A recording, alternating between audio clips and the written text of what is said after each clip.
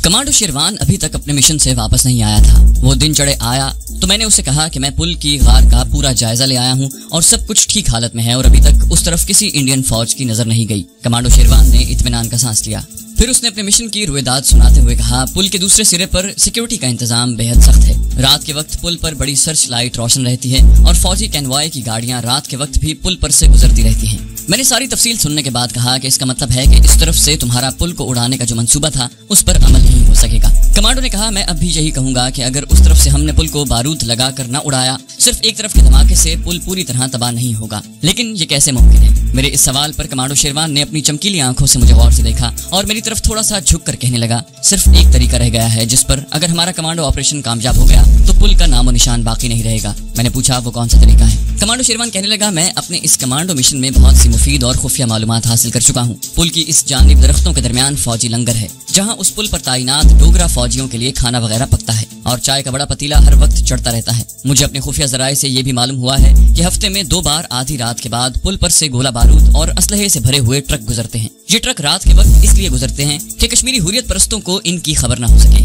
क्योंकि पीछे कैनवायों पर हमारे मुजाहिद दिन के वक्त ही घात लगाकर अटैक करते हैं। ये भी पता चला है कि इन ट्रकों पर टैंकों और मार्टर गनों के गोलों की भारी तादाद लदी होती है। इसके आगे पीछे हर दूसरे ट्रक के दरमियान हिफाजत के तौर पर एक आर्मर्ड गाड़ी भी होती है। जब कमांडो एक लम्हे के लिए खामोश हुआ तो मैंने कहा, तुम्हारा ख्याल है कि हमें इन ट्रकों को उड़ाना होगा? ये कैसे मुमकिन है? तुम खुद कहते हो कि इस कैनवॉय पर सिक्योरिटी बेहद सख्त होती है और कोई परिंदा भी उनके नजदीक नहीं आ सकता। कमांडो शेरवान बोला, मैंने तुमसे एक रात और एक दिन की मोहलत मांगी थी। रात गुजर गई है, दिन की मोहलत का टाइम बाकी है। मैं 1 घंटे बाद उस करीबी गांव में जा रहा हूँ जहाँ से गवाले इस फौजी लंगर को दूध और मक्खन वगैरह सप्लाई करते हैं। कमांडो शेरवान 1 घंटे बाद दोबारा कमीनगाह से निकल गया। उसने सारा दिन लगा दिया। जब शाम के साए गहरे हो रहे थे तो वो वापस आया। वो मेरी तरफ देखकर मुस्कुरा रहा था। कहने लगा, आज रात तुम मेरे साथ गवालों के गांव जाओगे। मैं चाहता हूँ कि तुम्हारे सामने सारी बातें हों।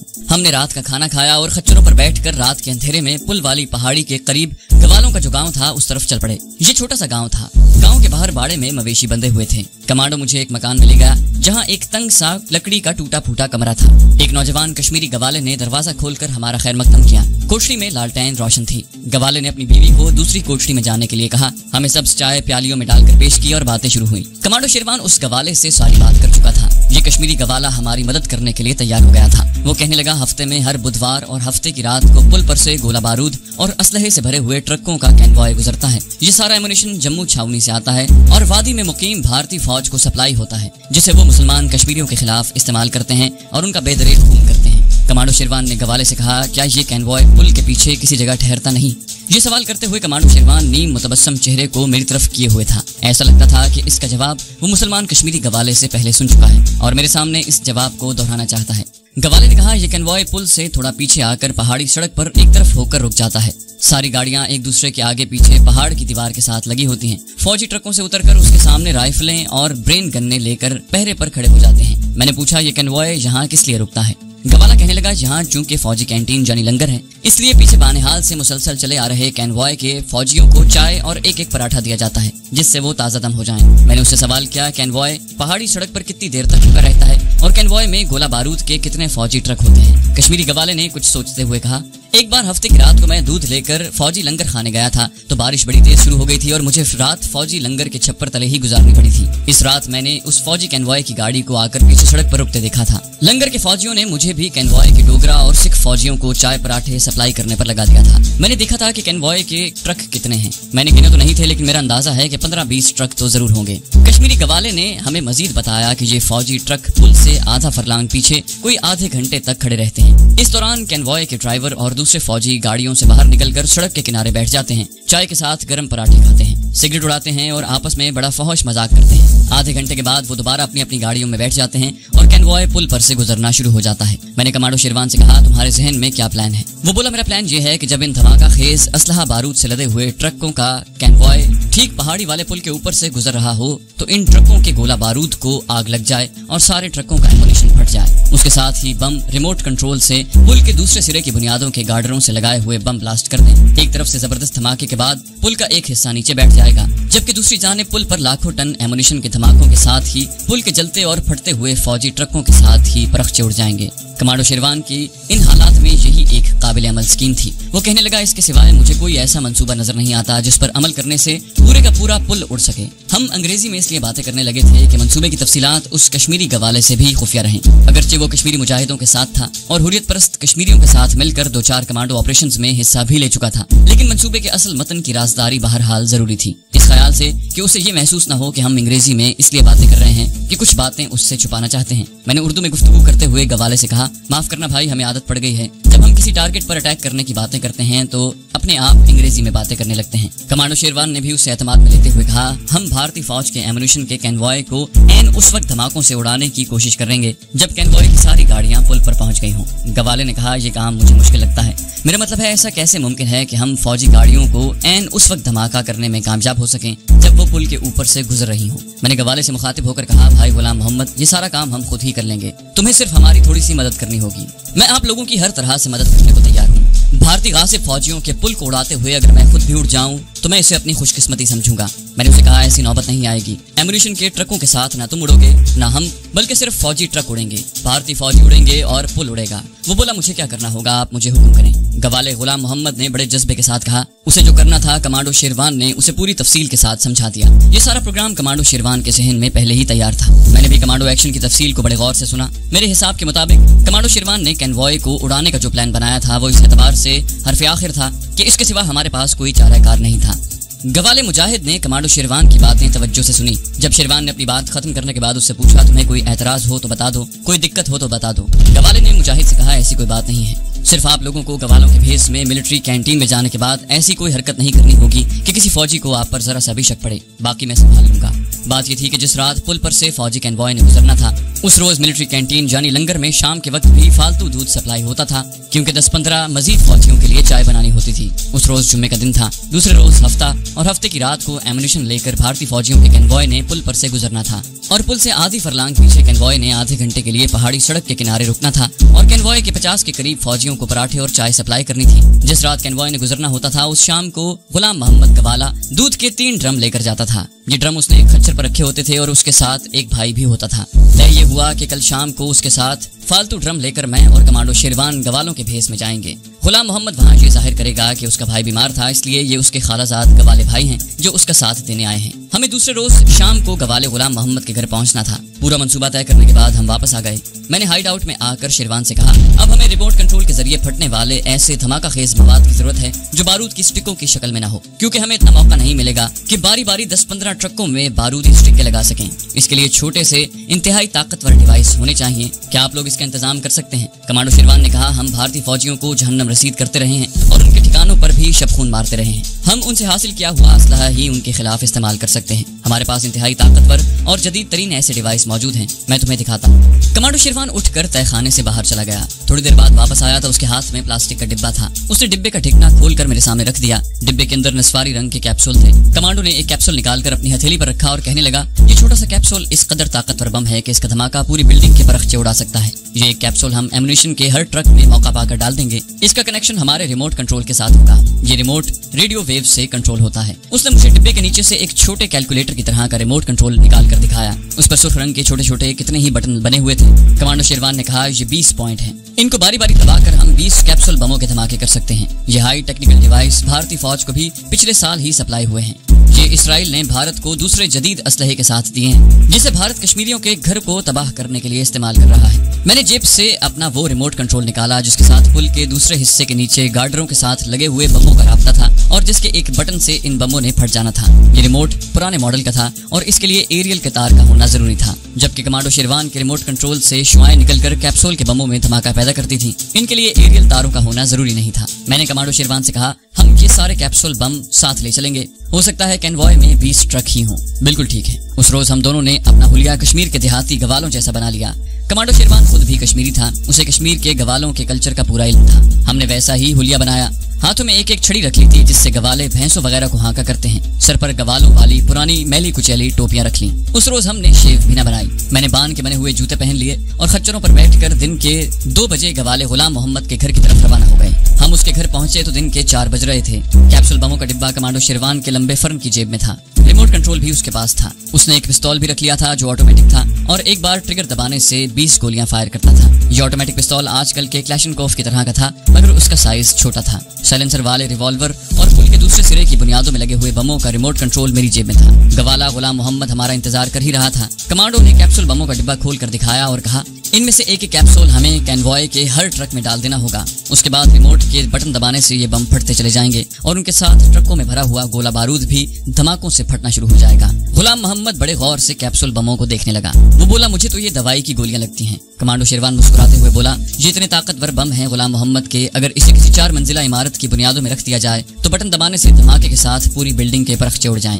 गुलाम मोहम्मद ने बड़ी अक्लमंदी की बात कही थी। तो फिर ये बम आप लोगों ने पुल के ऊपर छुपा कर क्यों नहीं डाल दिए? कमांडो शेरवान ने जवाब दिया, सिर्फ पुल के ऊपर रख देने से इतने ताकतवर फौलादी पुल पर धमाका तो जरूर होगा, मगर पुल को इतना ज्यादा नुकसान नहीं पहुंच सकता जितना असलहे से भरे हुए ट्रकों के फटने से नुकसान पहुंच सकता है। ट्रकों के धमाकों के साथ फटने से पूरा पुल उड़ जाएगा। तुम्हें वहां ऐसा इंतजाम करना होगा कि हम दोनों में से किसी एक को इतना मौका मिल जाए कि एक एक कैप्सूल हम एक एक ट्रक में डालते चले जाएं। गुलाम मोहम्मद कहने लगा, इसका एक ही तरीका हो सकता है कि ट्रक ड्राइवरों और ट्रकों के साथ चलने वाले दूसरे भारतीय फौजियों को चाय पराठे तकसीम करने वाले लांगरियों के साथ तुम में से भी एक शामिल कर दिया जाए। मैंने पूछा, क्या ऐसा हो सकेगा? गुलाम मोहम्मद ने कहा, मैं कैंटीन के इंचार्ज सूबेदार हरिकृष्ण से कहकर तुम में से किसी एक को चाय पराठे फौजियों में बांटने की इजाजत दिला दूंगा। इस दौरान गुलाम मोहम्मद की बीवी भैंसों और गायों का दूध दोती रही। सूरज गुरूब होने तक दूध के 3 ड्रम दूध से भरे जा चुके थे। गुलाम मोहम्मद ने हमारी तरफ देखकर हंसते हुए कहा, तुम लोग बिल्कुल गुजर लग रहे हो। कमांडो शेरवान ने कहा, हम ऐसा ही हुलिया बनाना चाहते थे। तुम्हें देखकर कोई नहीं कह सकता कि तुम गुजर नहीं हो। सूरज गुरूब होने के साथ ही 2 खच्चरों पर ड्रम लाद दिए गए। एक खच्चर पर कमांडो शेरवान को हमने दूध वाले ड्रम के पास बिठा दिया। दूसरे खच्चर पर 2 ड्रम लदे हुए थे। मैं और गुलाम मोहम्मद खच्चरों के आगे आगे पैदल ही चल पड़े। गुलाम मोहम्मद गवाले के घर से भारतीय फौजी कैंटीन ज्यादा दूर नहीं थी और रास्ता भी ज्यादा दुश्वार गुजार नहीं था। कोई आधे घंटे के बाद हम फौजी कैंटीन के बाहर खड़े खच्चरों पर से दूध के ड्रम उतार रहे थे। लंगर खाने में से एक डोगरा सूबेदार निकलकर हमारी तरफ आया। उसने गुलाम मोहम्मद के साथ हमें देखा तो उससे पूछा, गुलाम मोहम्मद, ये लोग कौन हैं? आज तुम्हारा भाई साथ क्यों नहीं आया? गुलाम मोहम्मद ने बड़े आजिजाना लहजे में कहा, सूबेदार साहब जी, मेरा भाई बीमार हो गया है। ये मेरे खाला के लड़के हैं, हिंदवाड़े में दूध बेचते हैं, हमसे मिलने आए हुए थे। मैंने कहा, आज ज्यादा काम है तो तुम मेरी मदद करो। मैं और कमांडो शेरवान बड़े मासूम से चेहरे बनाए खड़े थे। हमने डोगरा सूबेदार को बड़े अदब से सलाम किया और बेवकूफों की तरह हंसने लगे। सूबेदार ने गुलाम मोहम्मद से कहा, ठीक है, चलो दूध के ड्रम अंदर लंगर खाने में रखवाओ और यहीं रहना, तुम्हारी जरूरत पड़ सकती है। गुलाम मोहम्मद कैनवॉय गुजरने की रात को लंगर खाने में ही रहता था और लंगर के डांगरियों के साथ कैनवॉय के सिपाहियों को चाय और पराठे तकसीम करने में उनकी मदद करता था। हमने ड्रम बारी बारी उठाकर लंगर खाने के अंदर एक तरफ रख दिए। लंगर खाने में तनूर गर्म था और एक आदमी तनूर पर बैठा छोटी छोटी रोटियां लगा रहा था। 3-4 चूल्हे थे। एक चूल्हे पर बड़ा सा काला देगचा रखा हुआ था जिसमें चाय पक रही थी। लंगर खाने में एक लकड़ी की मैली कुचैली सी लंबी मेज और लोहे की कुर्सियां पड़ी थी। इन पर कुछ फौजी बैठे चाय पी रहे थे, एक दूसरे से हंसी मजाक कर रहे थे। गुलाम मोहम्मद ने आंखों से हमें इशारा किया। हम उसके साथ ही लंगर खाने से बाहर निकल आए और एक तरफ होकर जमीन पर बैठ गए। इतने में एक काले रंग का सिख फौजी आया। उसके साथ एक अर्दली भी था। मैंने उसके ओहदे की पट्टी देखी, उस पर 3 फूल बने हुए थे। ये कैप्टन था। लंगर के बाहर का बल्ब खूब रोशन था। गुलाम मोहम्मद ने और हमने भी उठकर सिख फौजी को सलूट किया। सिख फौजी रुक गया। गुलाम मोहम्मद से कहने लगा, गुलाम मोहम्मद, ये लोग कौन हैं? गुलाम मोहम्मद ने वही वजाहत पेश कर दी। सिख फौजी के चेहरे पर तशवीश के आसार थे। उसने अपने अर्दली को ऑर्डर दिया, इन दोनों की तलाशी लो। अर्दली लंबे डग भरता हमारे पास आया और उसने हमारी तलाशी लेनी शुरू कर दी। उसने मेरे फर्न की जेबों को देखा, फिर हाथ लगा लगा कर मेरे सारे जिस्म को टटोला कि कहीं मैंने अपने जिस्म के साथ कोई पिस्तौल, रिवॉल्वर वगैरह तो नहीं बांधा हुआ। मेरी जेब में कुछ नहीं था। इसी तरह उसने कमांडो शेरवान की भी तलाशी ली। उसकी जेबों में से कुछ न निकला। अर्दली ने सिख फौजी से कहा, सर कुछ नहीं है। सिख फौजी ने गुलाम मोहम्मद से कहा, इस बार तो मैंने तुम्हें कुछ नहीं कहा, आगे से कैनवॉय वाले दिन अपने साथ सिर्फ अपने भाई को लाया करो। भाई ना आ सके तो किसी को साथ लाने की जरूरत नहीं, समझे? जी सर, समझ गया, गलती हो गई, अब ये गलती नहीं होगी सर। सिख फौजी अर्दली के साथ कैंटीन के अंदर चला गया। हमारे पास रिमोट कंट्रोल भी थे, कैप्सूल बमों वाला डिब्बा भी था, एक ऑटोमेटिक पिस्तौल कमांडो शेरवान के पास था, एक रिवॉल्वर और रिमोट कंट्रोल मेरे पास भी था। मगर हमारी जेबों में से इनमें से एक शय भी बरामद न हुई। इसकी वजह ये थी कि हमें तलाशी का पहले ही खदशा था। चुनाचे हमने फौजी लंगर के करीब आकर इन चीजों को एक दरख्त के नीचे झाड़ियों में छुपा दिया था। रात का अंधेरा हो जाने की वजह से ये चीजें वहाँ किसी को नजर नहीं आ सकती थी। जब सिख फौजी अंदर कैंटीन में चला गया तो कमांडो शेरवान आहिस्ता से बोला, खुदा का शुक्र है कि ऐन वक्त पर हमने सारी चीजें झाड़ियों में छुपा दी थी, वरना मारे गए थे। ये चीजें हमें झाड़ियों में आधी रात को उस वक्त उठानी थी जब मिलिट्री कैनवॉय ने वहां पहुंचना था और इनमें चाय वगैरह तकसीम होनी शुरू होनी थी। मैं और शेरवान वहीं जमीन पर लंगर खाने के बाहर बैठे रहे। गुलाम मोहम्मद गवाला अंदर लंगर खाने में डांगरियों का कामकाज में हाथ बटाता रहा। रात के 9 बजे गुलाम मोहम्मद अंदर से अपने और हमारे लिए भी 3-3 रोटियां और दाल से भरा हुआ ताम चीनी का प्याला लेकर आ गया। हम जमीन पर ही बैठे बैठे खाने लगे। हम आपस में दबी जबान में बातें भी करते जा रहे थे। गुलाम मोहम्मद कहने लगा, ये सिख फौजी टैंक रेजिमेंट का है। पुल के दोनों सिरों पर जो टैंक खड़े होते हैं वो सिख फौजी इनका अफसर है। जरा सख्त मिजाज का है। मुझे डर था कि कहीं तुम्हें वापस न भेज दे। कमांडर शेरवान ने कहा, कैनवॉय ठीक कितने बजे यहाँ पहुँच जाता है? गुलाम मोहम्मद ने कहा, कभी रात को 12 बजे और कभी 12:30 बजे पहुँच जाता है। पिछली बुधवार को 11:30 बजे ही आ गया था। हम खामोशी से दाल रोटी खाते रहे। गुलाम मोहम्मद ने कहा, तुम्हें बड़ी एहतियात से सारा काम करना होगा। अगर किसी ने तुम्हें बम ट्रकों में रखते देख लिया तो समझ लो कि हम में से कोई भी जिंदा वापस नहीं जा सकेगा। मैंने कहा, गुलाम मोहम्मद तुम इसकी फिक्र न करो। ये काम इतनी राजदारी और सफाई से होगा कि भारतीय फौजियों को पता भी न चलेगा। हकीकत यह है कि गुलाम मोहम्मद भोला भाला सा कश्मीरी गुज्जर था और वो कुछ डरा हुआ था कि कहीं मामला गड़बड़ न हो जाए। कमांडो शेरवान ने भी उसे तसल्ली देते हुए कहा, तुम इत्मीनान रखो, हमारे काम का किसी को पता नहीं चलेगा। अगर ये सब कुछ हो गया और ट्रक पुल पर जाते ही एक एक करके फटने लगे तो उसके बाद पुल तबाह हो जाएगा। कहीं बाद में भारतीय फौजियों को हम पर शक न पड़ जाए कि हमने ट्रकों में बम लगाए थे। कमांडो शेरवान ने जवाब दिया, हम पर या तुम पर शक पड़ने का सवाल ही पैदा नहीं होता। इसको एक हादसा समझा जाएगा और यही तस्वुर किया जाएगा कि किसी ट्रक ड्राइवर या ट्रक के ऊपर पहरा देने वाले फौजी की गलती से ऐसा हुआ है, या किसी ट्रक के ज्यादा उछलने से ट्रक में रखे हुए किसी दस्ती बम का पिन निकल गया और बम के फटने से धमाका हुआ और इस बम ने सारे ट्रक को और उस ट्रक ने बाकी के एमुनिशन से लदे हुए ट्रकों को उड़ाना शुरू कर दिया। ये एक कुदरती बात है कि एमुनिशन का एक ट्रक फटता है तो उसके आगे वाला या पीछे जो ट्रक आ रहा है वो भी उस धमाके की वजह से फट सकता है। यूं एक चेन रिएक्शन शुरू हो गया और सारे ट्रक उड़ गए। हम पर या तुम पर किसी तरह से भी शक नहीं पड़ेगा। गुलाम मोहम्मद खामोशी से रोटी खाता रहा। खाने के बाद हमने ताम चीनी के मग्गों में लंगर खाने की चाय भी पी। इस दौरान रात के 11 बज गए। कुछ फासले पर पुल के इस वाले सिरे पर रोशनी हो रही थी और पुल के पास ही एक बहुत बड़ा टैंक खड़ा था। उसकी गन की नाली बाहर को निकली हुई थी। 3-4 फौजी राइफलें लिए इधर उधर पहरा दे रहे थे। वो सिपाही पुल पर चलकर गश्त लगा रहे थे। इसी तरह मजीद 1 घंटा गुजर गया। रात के 12 बज गए और वहाँ कोई कैनवॉय न आया। किसी तरफ भी कोई ऐसे आसार नजर न आए कि पीछे से कोई कैनवॉय आ रहा है। गुलाम मोहम्मद लंगर खाने के अंदर ही था और बर्तन वगैरह साफ कर रहा था। 3 फौजी लांगरी भी उसके साथ बर्तन धो रहे थे। ये शीशे के ग्लास और मग थे जिन्हें धोया जा रहा था और ग्लासों और मग्गों में कैनवॉय के फौजियों में चाय वगैरह सप्लाई की जानी थी। हम लंगर खाने के बाहर जमीन पर उसी जगह बैठे हुए थे। कमांडो शेरवान कहने लगा, कहीं ऐसा न हो कि आज कैनवॉय न आए। मैंने कहा, कोई बात नहीं, हम अगली बार बुधवार को आ जाएंगे। सिख फौजी ने हमें देख ही लिया है। गुलाम मोहम्मद का भाई बुधवार को भी बीमार ही रहेगा और उसके साथ हम ही दूध लेकर आ जाएंगे। अभी हम बातें कर ही रहे थे कि पुल के सिरे पर जो फौजी था उनमें कुछ हलचल पैदा हुई। पुल के सिरे पर जो चेक पोस्ट थी, शायद उसकी फौजी टेलीफोन पर पीछे कैनवॉय के आने की इत्तला मिल चुकी थी।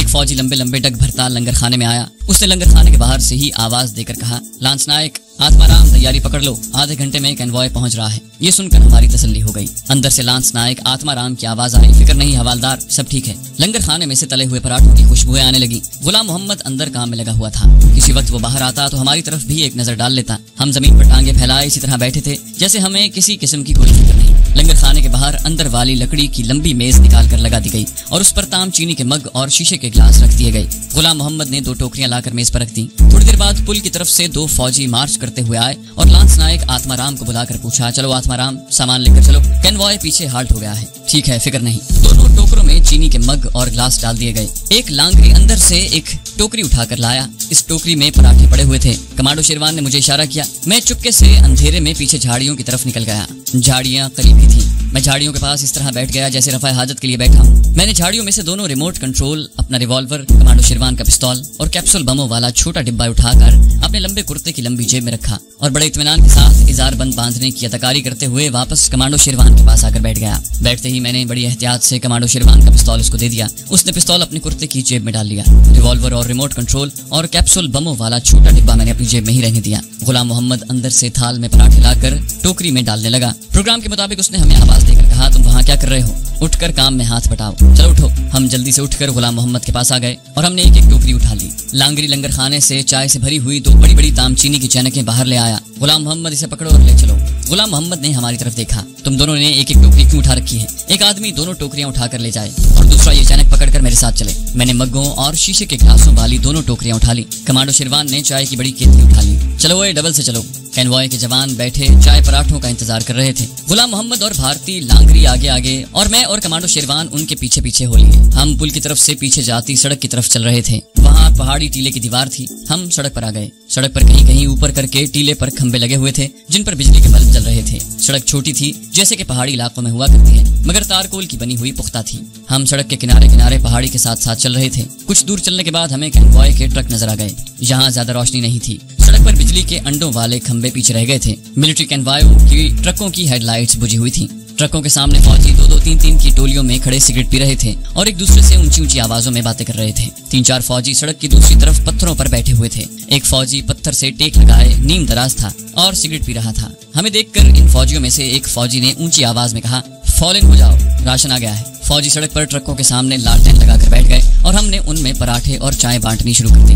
भारतीय लांगरी हर फौजी को एक एक पराठा देता। मैं और गुलाम मोहम्मद मग और खाली ग्लास उनके आगे रखते चले गए। फिर केतली से उनके मग और ग्लास भरने लगे। मैं चाय डालते हुए आखिरी ट्रक के करीब चला गया। मैंने कैनवॉय के ट्रक गिन लिए थे। ये कुल 11 ट्रक थे। हर ट्रक के आगे मशीन गन लगी हुई थी। उस वक्त किसी ट्रक पर कोई फौजी नहीं था। सब फौजी चाय पीने में लगे हुए थे और एक दूसरे से हंस हंस कर मजाक भी कर रहे थे। मैंने देखा कि भारतीय फौजी लांगरी जो हमारे साथ आया था वो भी फौजियों में शामिल हो गया और उनके पास बैठा चाय पी रहा था। गुलाम मोहम्मद और कमांडो शेरवान मुझसे 10 कदम के फासले पर कतार में बैठे चाय पीने वाले फौजियों के पास खड़े थे और जिस फौजी का चाय का ग्लास या मग खाली होता उसमें दोबारा चाय उंडेल देते। जहां मैं खड़ा था वहां हल्का हल्का अंधेरा था। मेरी चाय की जैनक खाली हो चुकी थी। मैं खिसक कर ट्रकों के पीछे जो पहाड़ी की दीवार और ट्रकों के दरमियान छोटी सी गली बनी हुई थी वहां आ गया। चाय की खाली चैनक मेरे हाथ में थी। ट्रकों पर तरपालें पड़ी हुई थी। मेरे पास ज्यादा वक्त नहीं था। किसी भी वक्त कोई फौजी इधर आ सकता था, मगर भारतीय फौजी सारे के सारे ट्रकों की दूसरी तरफ सड़क पर बैठे चाय पीने और पराठे खाने में मसरूफ थे। मैंने चैनक आखिरी ट्रक के अकब में नीचे रखी। जेब से प्लास्टिक का डिब्बा निकाल कर खोला और उसमें से एक कैप्सूल बम निकाल कर आखिरी ट्रक की तरपाल की एक दुर्ज में से ट्रक के अंदर डाल दिया। इसी तरह जल्दी जल्दी एक एक कैप्सूल बम निकाल कर दूसरे ट्रकों के अंदर रखता आगे बढ़ता गया। छोटा सा कैप्सूल ट्रक में किसी भी जगह से अंदर डालना मुश्किल काम नहीं था। तरपाल की रस्सियों और उसके सुराखों में से बड़ी आसानी से कैप्सूल अंदर डाला जा सकता था। खतरा सिर्फ इस बात का था कि किसी तरफ से कोई फौजी अचानक आकर मुझे ऐसा करते देख न ले, मगर मुझे उसे खतरे से बेनियाज होकर यह काम करना था और मैंने 11 के 11 ट्रकों में 11 बमों के कैप्सूल डाल दिए थे। उसके साथ ही मैं तेज तेज कदम उठाता आखिरी ट्रक के पास आ गया जहां मैं चाय की खाली चैनक जमीन पर रखी हुई थी। ट्रकों के पीछे अंधेरा था जिसकी वजह से 2 ट्रकों के दरमियान जो थोड़ी सी खाली जगह थी वहां से मैं सड़क पर बैठे हुए फौजियों को देख सकता था। मैंने चाय की खाली चैनक उठाई और ट्रकों के पीछे से निकलकर सड़क पर आ गया। उस वक्त तक फौजी लोग चाय पी चुके थे और सिगरेट लगाए अगले 3-4 ट्रकों के जवान ट्रकों के पास आकर टायरों को छू कर देख रहे थे और उन पर पड़ी हुई रस्सियां खींच खींच कर देख रहे थे और एक दूसरे से बातें कर रहे थे। बड़े ठीक वक्त पर बाहर निकल आया था मैं। गुलाम मोहम्मद और कमांडो शेरवान टोकरों में मग और ग्लास डालते हुए बार बार गर्दन मोड़कर आखिरी ट्रक की तरफ देख लेते। उन्होंने मुझे सड़क के अंधेरे में आखिरी ट्रक के पीछे से निकलते देखा तो यकीनन उन्होंने इत्मीनान का सांस लिया। मैं खाली चैनक उठाए जल्दी जल्दी चलकर उनके पास आया। चैनक जमीन पर रख कर मैं भी खाली बर्तन एक टोकरी में डालने लगा। कमांडो शेरवान ने मुझसे पूछा, हो गया? मैंने आहिस्ता से कहा, ओके। एक टोकरी कमांडो शेरवान ने उठाई, एक टोकरी गुलाम मोहम्मद ने उठाई। मैंने दोनों खाली चैनकें हाथों में पकड़ी और वापस लंगर खाने की तरफ चल पड़े। भारतीय फौजी लांगरी अभी तक वहीं खड़ा एक सिख फौजी जवान से बातें कर रहा था। हम दोनों उसके करीब से गुजरे तो लांगरी ने गुलाम मोहम्मद से कहा, गुलाम मोहम्मद चैनकों को धोकर रखना। गुलाम मोहम्मद ने फौरन जवाब दिया, अच्छा। लंगर खाने में आकर हमने बर्तनों को एक तरफ रख दिया। वहाँ 2 बावर्ची मौजूद थे जो चीजों को संभालने में लगे हुए थे। गुलाम मोहम्मद के साथ हम भी बर्तनों को धोने लग गए। थोड़ी देर के बाद हमें ट्रकों के इंजनों के स्टार्ट होने की और उन्हें साइड पर से निकालने की आवाजें आने लगी। मैंने कमांडो शेरवान से कहा, अब हमें जाना होगा। गुलाम मोहम्मद ने आहिस्ता से कहा, मैं भी साथ जाऊंगा, पीछे नहीं रहूंगा। उसके पीछे रह जाने से मामला बिगड़ सकता था। उससे पूछा जा सकता था कि उसके 2 आदमी जो साथ आए थे वो कहाँ गायब हो गए हैं। कमांडो शेरवान ने गुलाम मोहम्मद से कहा, चलो तुम हमारे साथ चलो, बर्तनों को सिर्फ पानी से ही साफ करना था। हमने बर्तनों को एक तरफ लगा दिया और लंबे कुर्तों के दामन से हाथ पहुंचते लंगर खाने से बाहर आ गए। गुलाम मोहम्मद ने दूध के खाली ड्रम पहले ही बाहर रखे हुए थे। एक ड्रम उसने उठा लिया, 2 खच्चर पर रखे और हम तीनों फौजी लंगर से वापस चल पड़े। उस वक्त दूर से फौजी कैनवॉय के पहले ट्रक की बत्तियां नजर आने लगी थीं। अब ये ट्रक पुल से 100-150 गज के फासले पर था। हम तेज तेज चल रहे थे और खच्चर को भी तेज तेज चला रहे थे। जब हम अंधेरे में आ गए तो एक तरफ होकर झाड़ियों के पीछे बैठ गए। कमांडो शेरवान ने कुछ सोचकर गुलाम मोहम्मद से कहा, तुम निकल जाओ, तुम्हारा यहाँ ठहरना ठीक नहीं। बाद में उसने मुझे बताया कि हम फौजी लंगर के करीब ही हैं और ट्रकों के धमाके और शोले देखकर वो कहीं घबरा कर कोई ऐसी हरकत न कर बैठे जिससे हम किसी मुसीबत में फंस जाए। गुलाम मोहम्मद ने खच्चर पर अपना ड्रम भी रखा और वहां से तेज तेज चलता निकल गया। हमारी नजरें पुल के सिरे पर लगी हुई थी जहां सर्च लाइट की रोशनी हो रही थी। मैंने अपना रिमोट कंट्रोल निकाल कर हाथ में ले लिया था। कमांडो शेरवान ने दूसरा रिमोट कंट्रोल हाथ में पकड़ रखा था। उसने अपने रिमोट कंट्रोल के 11 बटन दबाकर कन्वॉय के ट्रकों को धमाके से उड़ाना था। मैंने अपने रिमोट कंट्रोल का बटन दबाकर पुल के दूसरे सिरे की बुनियाद में जो बम की स्टिकें लगाई गई थी उनको उड़ाना था। ये बड़े हैजानी लम्हे थे। ये ख्याल हम दोनों को बार बार दिमाग में आकर परेशान कर रहा था कि अगर किसी इंसान की गलती की वजह से बम न फट सके तो हमारा सारा मिशन धरे का धरा रह जाएगा। फौजी कन्वॉय के पहले 3 ट्रक पुल पर चढ़ चुके थे और बड़ी आहिस्ता रफ्तार के साथ पुल पर से गुजर रहे थे। कमांडो शेरवान ने कहा, तुम अपना बटन मेरे पहले बटन दबाने के बाद दबाओगे। मैंने कहा ओके। मैंने अपने नफ्सियाती हिजान पर काबू पाते हुए कहा, हालांकि इससे पहले भी मैं कई कमांडो ऑपरेशन कामयाबी से कर चुका था, मगर न जाने क्यों इस ऑपरेशन के वक्त मैं नफ्सियाती दबाव महसूस कर रहा था। कन्वॉय के ट्रक आहिस्ता आहिस्ता बेमालूम रफ्तार के साथ पुल पर आ गए। पुल काफी लंबा था। नीचे बरसाती नाले का पार्ट काफी चौड़ा था। दूर अंधेरे में हमें पुल नजर नहीं आता था। अगर पुल के दोनों सिरों पर लगी हुई सर्च लाइटों की रोशनियां उन पर न पड़ रही होती। जब कन्वॉय के पूरे ट्रक पुल के ऊपर आ गए तो मैंने देखा कि अभी पुल के दूसरे सिरे तक कम से कम 3-4 ट्रकों का फासला बाकी था। मैंने कमांडो शेरवान से कहा, कमांडो अब क्या सोच रहे हो, अगला ट्रक उड़ा दो। कमांडो शेरवान पर भी हैजानी कैफियत तारी थी। उसने कहा, मेरे पहला बटन दबाने से तुम अपने बटन को दबा देना। ओके। मैं बटन प्रेस करने लगा हूँ। मैं अंधेरे में कमांडो की उंगली को नहीं देख सकता था जो उसने रिमोट कंट्रोल के एक बटन पर रखी हुई थी। मेरी निगाहें सबसे पहले वाले ट्रक पर लगी हुई थी जिसकी अकबी सुर्ख बत्ती मुझसे दूर लाल अंगारे की तरह नजर आ रही थी। अचानक एक शोला सा भड़का, एक बिजली से चमकी और फिर एक धमाके की आवाज गूंजी। पहला ट्रक उड़ चुका था। उसके साथ ही मैंने अपने रिमोट का बटन दबा दिया। इस बटन के दबाने के बाद मुझे कोई धमाका सुनाई न दिया। पहले ट्रक के शोले अभी दूसरे ट्रक तक नहीं आए थे। कन्वॉय के ट्रक रुक गए थे। अचानक दूसरे ट्रक में भी धमाका हुआ और उसके साथ ही पुल का अगला हिस्सा नीचे बैठ गया। अब वहाँ ये सूरत बन गई कि एमुनिशन के ट्रक फट रहे थे। इनमें से आग के शोले बुलंद हो रहे थे। ट्रक की बॉडियों के टुकड़े उड़ रहे थे और वो बड़ी तेजी से एक दूसरे के पीछे टकरा कर पुल के साथ ही नीचे गिर रहे थे। पिछले 3 ट्रक अभी तक पुल के पहले सिरे के पास ही मौजूद थे। मुझे दूसरे ट्रकों के शोलों की रोशनी में इनमें से 3 फौजी छलांगे लगाते नजर आए। इतने में इन 3 ट्रकों में एक भयानक धमाका हुआ और तीनों ट्रकों के पुल के साथ ही परखचे उड़ गए। अब वहाँ आग और शोले और धुएं की एक आबशार सी पुल के नीचे ट्रकों को लेकर गिर रही थी। वहाँ अब कोई पुल नहीं था। नीचे बरसाती नाले में ट्रकों के ढांचों में भी अब तक धमाके हो रहे थे। उनका असलहा अभी तक फट रहा था। अब वहाँ हमारा ठहरना ठीक नहीं था। हम रात के अंधेरे में पहाड़ी रास्तों, घाटियों और खड्डों में से गुजरते अपनी कमीनगाह पर पहुंच गए। हमारा कमांडो ऑपरेशन कामयाब रहा था। हमने टारगेट मार लिया था। इस पुल को तबाह कर दिया था जिसके रास्ते कश्मीरी मुजाहिदीन के खिलाफ इस्तेमाल किए जाने वाला असलहा और गोला बारूद आता था। मैं और कमांडो शेरवान अगले 2-3 दिन खुफिया कमीनगाह में ही छुपे रहे क्योंकि पुल की तबाही के बाद वादी में भारतीय फौज और इंटेलिजेंस की सरगर्मियां तेज हो गई थी। इस पुल की तबाही ने कश्मीरी मुजाहिदीन के हौसले बुलंद कर दिए और वो पहले से ज्यादा बढ़ चढ़कर भारतीय फौजी काफिलों पर हमले कर रहे थे। हमारे मुखबिर ने हमें इत्तला दी कि फौज ने करीबी गांव के कुछ आदमियों को पकड़ लिया है, लेकिन गुलाम मोहम्मद गवाले को नहीं पकड़ा गया था। तो दोस्तों, ये थी हमारी आज की एपिसोड। उम्मीद करते हैं आपको हमारी वीडियो पसंद आई होगी। जाने से पहले आपसे सिर्फ इतनी गुजारिश करेंगे कि अगर आप हमारी वीडियो पसंद करते हैं तो इस चैनल को सब्सक्राइब कर दीजिए और साथ में बेल आइकन दबाकर ऑल नोटिफिकेशंस ऑन कर दें ताकि आपको सारी वीडियोस फौरन मिलती रहें।